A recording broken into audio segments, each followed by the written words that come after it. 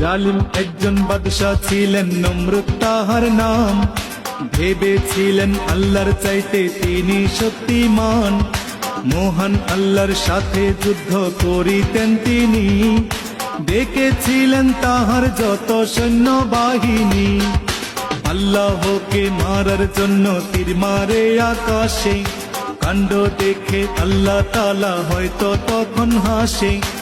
অবশেষে ক্ষুদ্র মশা দিয়ে রহমান নমরুদের সকল শক্তি করলেন অবসান। রাখে আল্লাহ মারে কে ঠিক রাখো ঈমান, মাছের পেটে বাঁচিয়েছিলেন ইউনুস নবীর প্রাণ।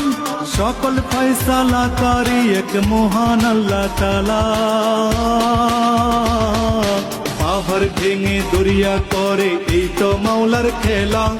সকাল বেলার ধ্বনি আমরা ফকির সন্ধ্যা বেলা, সকাল বেলার ধ্বনি আমরা ফকির সন্ধ্যা বেলা।